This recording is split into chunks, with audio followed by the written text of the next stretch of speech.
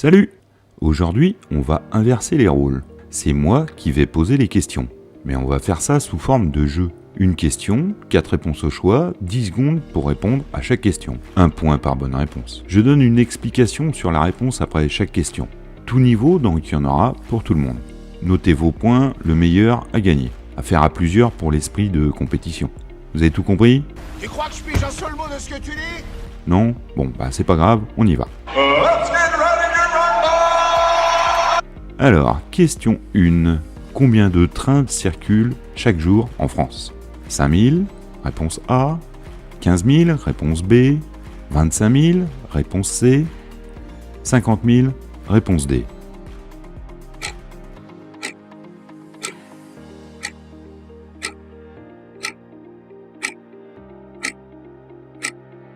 La bonne réponse était la B, 15 000. Ce qui n'est déjà pas mal, car en fait, ça fait 4 millions de clients par jour. Pour la répartition, c'est environ 11 000 trains de voyageurs et 4 000 de marchandises. 80% des trains de voyageurs, en France, circulent sur moins d'un tiers du réseau. C'est dire si les problèmes de saturation sont présents. Mais c'est dire aussi si le maillage du territoire est faible, car concentré en fonction des bassins de population. Bassins qui sont très centralisés en France. Le pays où on prend le plus le train est la Suisse, également très bien classé pour la qualité de son réseau. Question 2. C'est quoi une clé de berne? Réponse A, une prise de judo.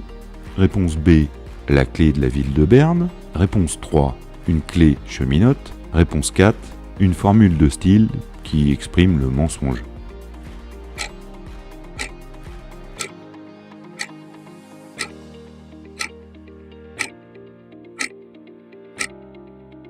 La bonne réponse était la C, une clé cheminote. Alors oui, c'est aussi une chaîne YouTube sur laquelle vous êtes en ce moment, mais c'est avant tout une clé cheminote qui sert à ouvrir des trappes de service sur les trains et différents accès en lien avec le ferroviaire. Tout ce qui permet de faire fonctionner le chemin de fer est là où les voyageurs n'ont pas accès. Fin 1800, une convention internationale réunit tous les grands acteurs du ferroviaire pour tenter de normer quelques grands principes. Et cette clé, sa forme et sa fonction en sera un des résultats. Cette convention avait lieu dans la ville de Berne, en Suisse. Question 3. Que veut dire tirer en gauche? Réponse A, débaucher discrètement.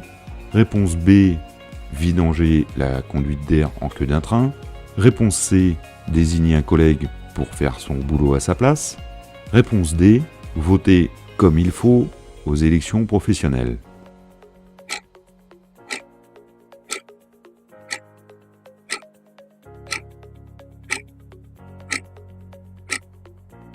La bonne réponse est la réponse B. Dans un train rame, c'est-à-dire une locomotive avec des voitures ou wagons, les freins sont testés une fois par 24 heures avec 2 agents, en plus des autres tests de freins. Le conducteur commande les freins et un agent au sol va aller vérifier sur chaque voiture que ça sert et que ça dessert bien. Il part de la cabine et descend tout le train, c'est-à-dire qu'il va vers la queue.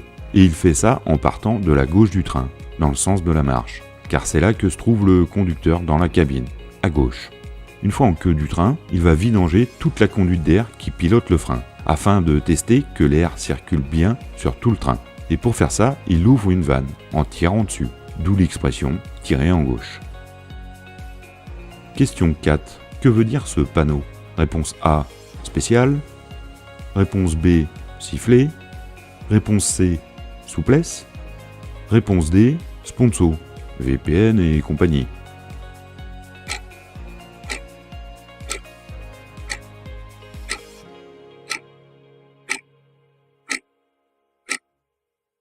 La bonne réponse est la réponse B. Le S veut dire siffler, car ça indique au conducteur qu'il a l'obligation de siffler à ce point, c'est-à-dire klaxonner, entre guillemets. Et ça, en plus de toutes les situations dans lesquelles il doit le faire de par sa réglementation. Généralement, on rencontre ces panneaux avant des zones dangereuses pour les agents pouvant travailler sur la voie. Des courbes, une voie encaissée. Ces zones font qu'il leur serait difficile de voir un train arriver. Alors pour les prévenir et qu'ils aient le temps de sortir de la voie, on siffle. Question 5. Où est cette gare? Réponse A, Santiago. Réponse B, Los Angeles. Réponse C, Melbourne. Réponse D, Calcutta.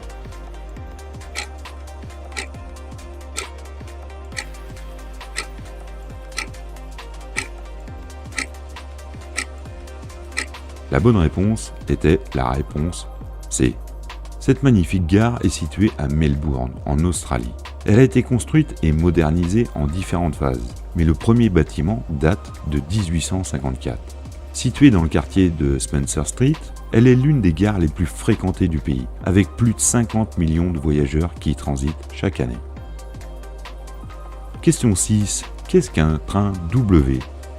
Réponse A, un train désigné double capacité de voyageurs. Réponse B, un train en attente d'attribution de sillons. Réponse C, un train de voyageurs mais sans voyageurs.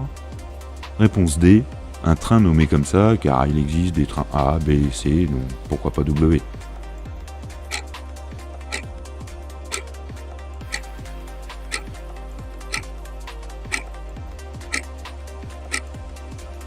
La bonne réponse était la réponse C. W veut dire vide voyageur, et l'assemblage des deux V donne un W. Cette désignation est utilisée pour nommer un train qui va rouler sans voyageurs à bord et sans service commercial. Ces trains existent pour acheminer du matériel d'un point à un autre. On pourrait se dire qu'autant les mettre en commercial, mais non, car il faudrait alors des voies à quai pour les recevoir, des personnels à bord, des horaires prévus à l'avance pour pouvoir les vendre, tout ce qu'on n'a pas pour un simple acheminement. Question 7. Que veut dire bouffer le trait en conduite d'un train? Réponse A, rater une gare. Réponse B, manger en conduisant. Réponse C, dépasser la vitesse limite. Réponse D, être en retard.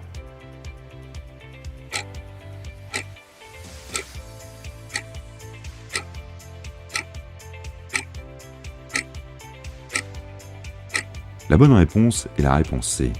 Les trains comportent des boîtes noires, comme les avions. Si aujourd'hui elles sont en grande partie numériques, avant c'était mécanique, avec des bandes de papier qui déroulaient au fur et à mesure de l'avancée du train. Des stylets venaient tracer la courbe des vitesses réalisées, entre autres. Sur ces bandes apparaissaient des traits représentant des seuils de vitesse, 10, 50, 100, etc. Ils permettaient à celui qui allait contrôler de détecter une erreur immédiatement. Donc une vitesse trop élevée d'un conducteur faisait que sa courbe dépassait le trait sur cette section de ligne. On disait donc bouffer le trait, pour dire qu'on avait roulé trop vite. Question 8. Quelle est l'altitude maximale atteinte par le plus haut train commercial au monde? Réponse A, 7000 mètres. Réponse B, 5068 mètres. Réponse C, 4810 mètres. Réponse D, 2512 mètres.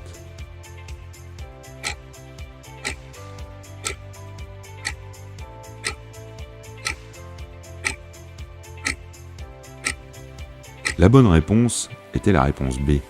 J'en parlais dans un short. C'est un train chinois qui roule le plus haut du monde. Jusqu'à son ouverture, le record était détenu par un train péruvien. Et oui, c'est haut la cordillère des Andes. Ce train passe à 4818 mètres. Pour rappel, le Mont Blanc, le plus haut sommet d'Europe, ne fait que 4808 mètres. Le train chinois a donc le record depuis 2006. Car oui, le Tibet, c'est très haut. Encore plus que les Andes, puisque ça fait partie du massif de l'Everest. Construit pour moitié sur du pergélisol, la voie est en plus équipée d'un système de refroidissement, avec des tubes dans lesquels circule un fluide frigorigène. Et oui, avec le dérèglement climatique, on n'est plus très certain que ce qui est gelé à vie y reste bien, donc ils ont assuré le coup. Pour les voyageurs, c'est grand luxe médical, avec des protections contre les ultraviolets très présents à ces altitudes, de l'oxygène à disposition dans les voitures et l'ensemble des voitures pressurisées. Question 9. Qu'est-ce qu'un baron du rail? Réponse A, un dirigeant SNCF à la direction centrale. Réponse B, une expression visant à dénigrer un collègue un peu dandy, raffiné. Réponse C, un agent ayant une particule dans son nom. Réponse D, un conducteur de train.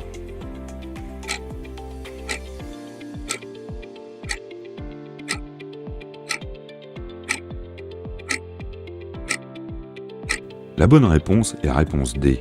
Le conducteur de train était au-dessus de tout à la SNCF. Je parle bien au passé car même si l'expression existe toujours, elle est aujourd'hui vide de sens.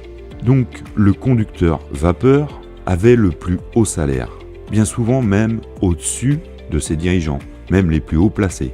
Le conducteur était baron, les autres agents désignaient compagnon. Quand j'étais stagiaire, les anciens me désignaient ainsi, jeune compagnon, car je n'étais pas encore conducteur. Question 10. Complétez l'expression « un cheminot qui court », c'est réponse A, une anomalie, réponse B, un cheminot rapide, réponse C, un gars qui va faire une erreur ou qui vient d'en faire une, réponse D, un bon exemple.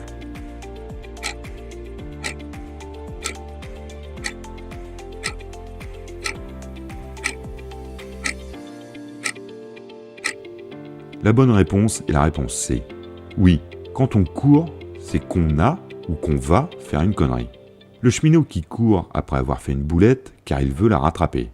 Mais aussi celui qui va en faire une. En effet, dans les métiers de procédure, vouloir aller trop vite, c'est lire en diagonale le règlement. Ou ne pas le lire du tout, et faire ça de mémoire. Et à la fin, se planter. Il est intéressant de constater comment l'humain peut mal lire une phrase simple, en situation de stress. On fait souvent l'expérience, un qui applique et lit, et l'autre qui regarde l'application. Il suffit d'inverser les rôles pour constater que l'erreur change de camp. Plus récemment, on décline ce principe à la sécurité au travail. Courir, au sens propre, c'est prendre le risque de chuter, et donc de se blesser. Alors forcément, annoncer que le cheminot n'a pas le droit de courir, au sens propre ou figuré, ça fait sourire, mais tout est pensé.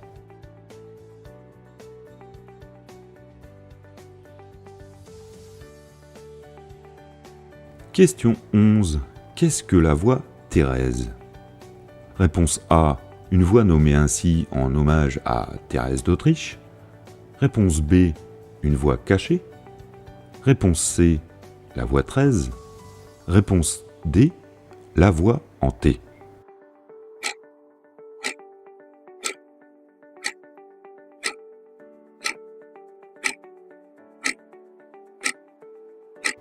La bonne réponse est la réponse C. La communication est une grande source d'erreurs entre ce que je pense, ce que je veux dire, ce que je crois dire, ce que je dis, ce que vous avez envie d'entendre, ce que vous entendez, ce que vous comprenez. On estime qu'à la fin, seuls 10% du message réel passe. Et en ferroviaire, ça veut dire possible catastrophe. Aussi, si aujourd'hui on a adopté l'alphabet international quand on communique, A comme Alpha, B comme Bravo, C comme Charlie, nos anciens n'avaient pas attendu ça pour trouver des moyens de se comprendre. Ainsi, quand on se parle au téléphone, qui ne fonctionne parfois pas très bien, le nombre 13 sonne étrangement comme le nombre 16. Pour distinguer les deux, le 13 se nommait Thérèse, et le 16, eh bien 16, tout simplement. Donc la voix Thérèse était la voix 13.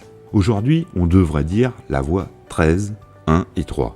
Mais beaucoup parlent encore de la voix Thérèse.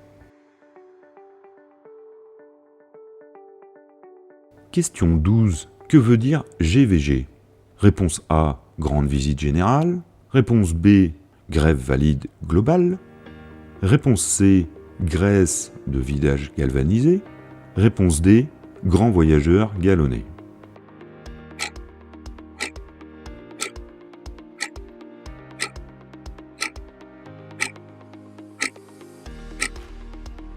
La bonne réponse est la réponse A.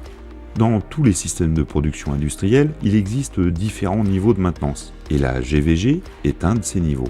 La maintenance des trains, ça va des contrôles et essais quotidiens, de quelques minutes, à l'opération mi-vie, au bout de 20 ans, là où on va démonter, désosser totalement le train, et tout remettre à neuf, et qui prendra plusieurs semaines. La grande visite générale, la GVG, est une opération de maintenance assez lourde, qui aura lieu tous les 12 à 38 mois, selon les matériels. Là, on va tester tous les systèmes, et ça par rapport aux valeurs nominales, et corriger ce qui n'est pas bon. Tous les circuits électriques et informatiques, mais aussi tous les circuits de fluide, toutes les pièces d'usure, les freins, les pantographes, les suspensions, tout quoi. On va aussi tout nettoyer de fond en comble. avec bien entendu les espaces voyageurs, mais aussi tous les circuits et compartiments. Cette opération va prendre plus ou moins de temps suivant le type de train. Par exemple, 2 semaines pour un TGV, et ça se fera en technicentre.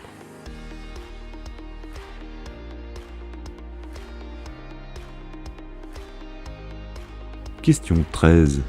C'est quoi ça? Réponse A, un 3e rail d'alimentation. Réponse B, un croc de répétition. Réponse C, un essai de rail torsadé. Réponse D, un rail de maintien de traverse.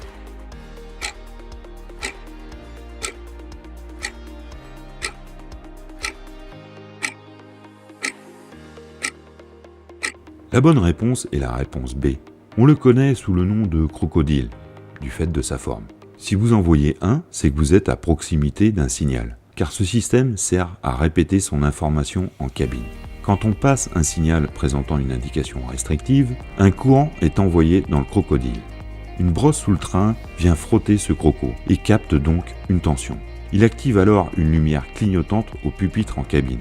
Le conducteur doit alors appuyer sur un bouton pour dire « bien vu et bien pris en compte ». S'il ne le fait pas, alors le train freinera d'urgence tout seul. Ça permet d'être certain que le conducteur a vu l'indication. Sur les petites lignes, on trouve aussi des crocodiles chargés de transmettre l'information DAAT. Alors le DAAT, c'est un système de communication entre 2 postes d'une même ligne. Quand ils se sont échangés les informations pour être certains que la voie est libre et qu'ils peuvent donc envoyer un train dessus, ils vont activer le DAAT, alors ça veut dire dispositif d'arrêt automatique des trains, afin de l'inhiber. S'ils ne le font pas et qu'ils ouvrent le signal et qu'ils envoient un train, le conducteur passant sur ce croc aura un déclenchement des opérations d'arrêt d'urgence du train, avec un voyant DAAT en cabine. Pour lui, ça voudra dire train possible en face. Aussi, il fera le grand jeu pour arrêter le train qui potentiellement arrive en face. Oui, en sécu, on considérera toujours la situation la pire possible. Et dans ce cas, on ne pensera pas à un oubli d'un opérateur d'un poste, mais à une erreur de celui-ci, nous envoyant sur une voie non libre, et donc avec un train qui arrive en sens contraire.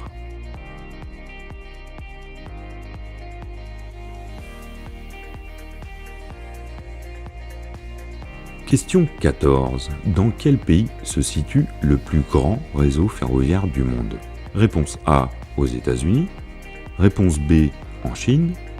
Réponse C, en Russie. Réponse D, en Inde.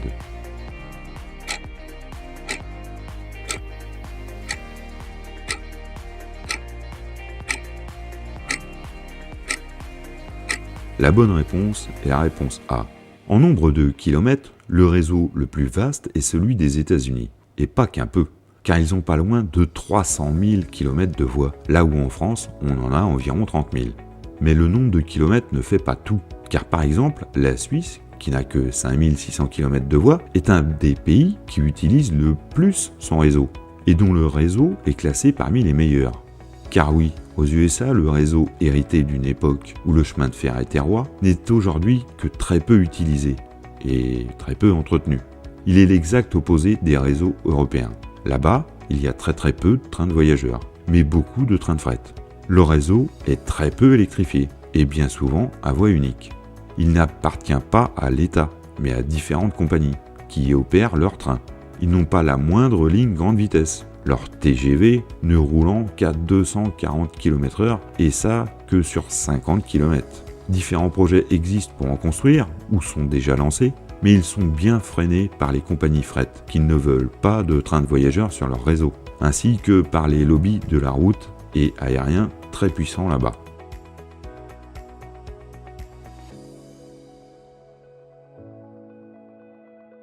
Question 15. Un seul de ces pays n'a pas de train, mais lequel? Réponse A, l'Islande. Réponse B, le Vatican. Réponse C, le Liechtenstein. Réponse D, Monaco.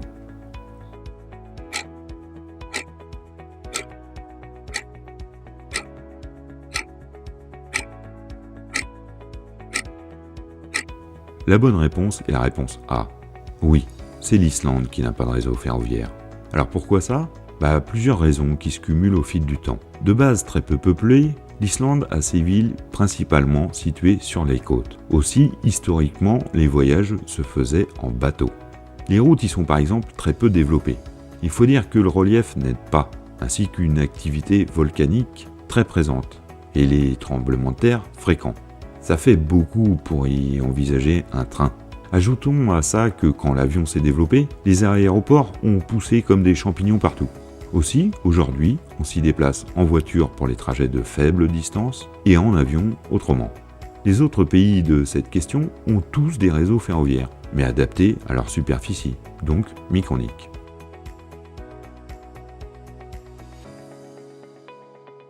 Question 16. Le TGV japonais se nomme Shinkansen. Mais que veut dire ce nom? Réponse A.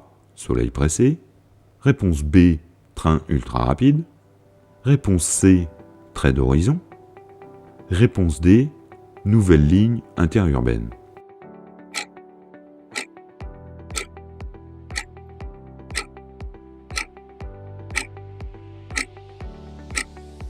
La bonne réponse est la réponse D. Le TGV français n'est pas le premier train à grande vitesse. Non, il est librement inspiré du Shinkansen, le premier train à grande vitesse du monde. Et oui, le nom Shinkansen définit à la fois le réseau et le train.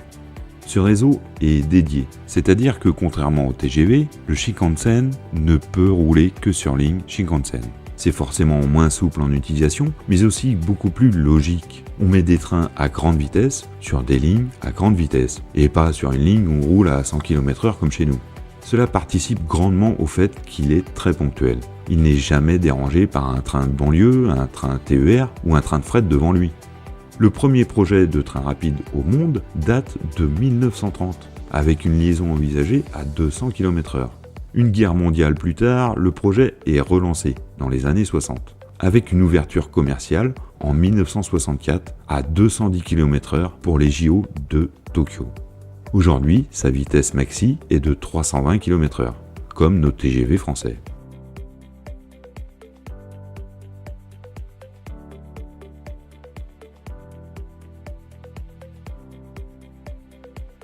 Question 17. Qu'est-ce qu'un fromage blanc à la SNCF? Réponse A, un dessert lacté. Réponse B, un signal. Réponse C, un rapport non complété. Réponse D, un agent sédentaire apte sécurité.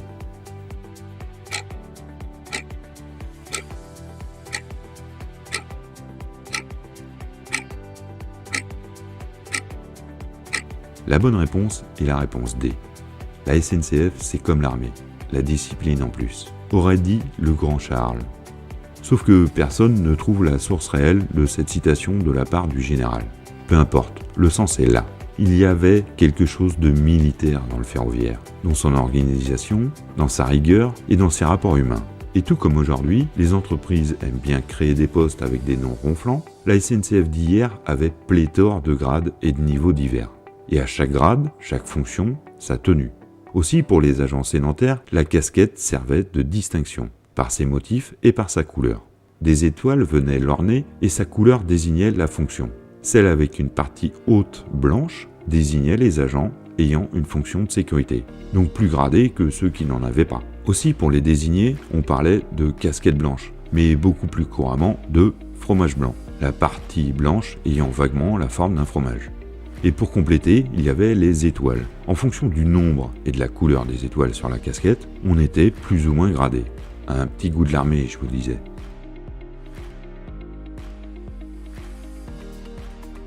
Question 18. Que veut dire bouffer une tôle en langage ferroviaire? Réponse A. Voir sa demande de congé refusée. Réponse B. Être meilleur que le chef. Réponse C. Aller au technicentre. Réponse D. Franchir un signal fermé sans y être autorisé.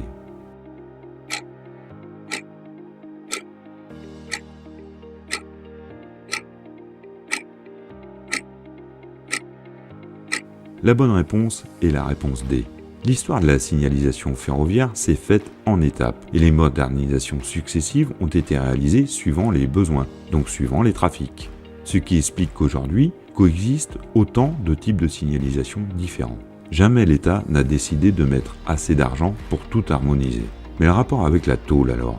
Eh bien, avant d'être lumineux, les signaux étaient mécaniques et présentaient donc un système de code suivant l'indication qu'on voulait présenter.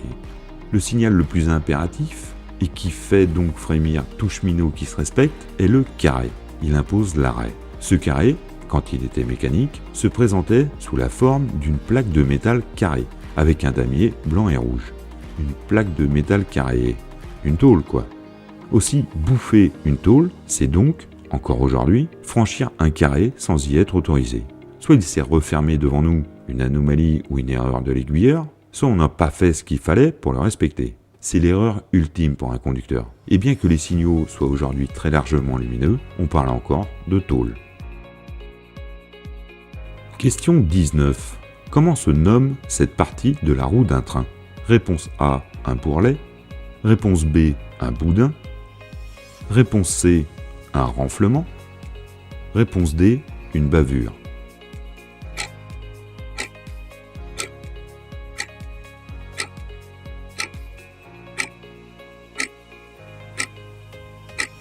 La bonne réponse est la réponse B. Une roue de train est conique, ce qui lui permet de suivre les rails et de prendre les courbes. Mais afin de ne jamais sortir des rails, il lui faut une butée. C'est le rôle du boudin. Ces roues, elles ont une butée et c'est cette butée qui maintient le train entre les voies. En ligne droite et sur voie en parfait état, il ne sert à rien. Mais sur une voie moins parfaite ou en courbe, il va alors venir appuyer contre le bord du rail, de temps à autre, et vous faire profiter de ce bruit strident absolument désagréable.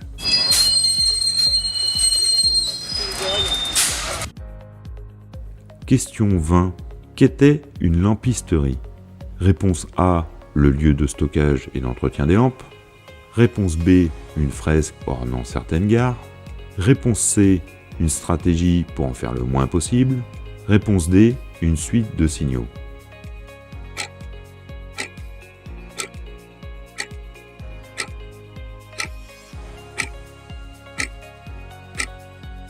La bonne réponse est la réponse A. Désigner un lampiste, ça veut dire faire porter la responsabilité d'une erreur à quelqu'un qui est peu gradé. Cette expression vient d'un métier hyper important mais sous-qualifié, le lampiste, celui qui s'occupait des lampes ou lanternes. Car les lampes étaient essentielles au fonctionnement des trains. En plus d'éclairer l'intérieur des rames pour les voyageurs, elles signalaient le train, éclairaient les signaux, éclairaient les quais, du temps où l'électricité n'était pas déployée. Aussi, s'il faisait mal son travail, le lampiste pouvait rendre dangereuse une lampe qui prendrait feu et mettrait feu à tout le train. C'est déjà arrivé plusieurs fois à une époque où les voitures des trains étaient en bois.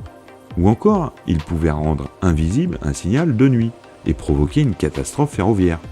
Un métier avec beaucoup de responsabilités donc, mais en même temps un métier peu qualifié, car il demandait peu de compétences. Les lampes n'étaient pas très complexes. Et ces lampes étaient stockées et entretenues dans un local appelé lampisterie.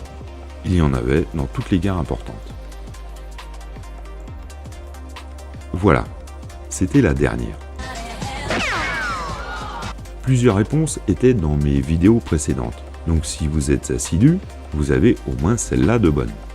Alors si vous avez 20, bah là, bravo.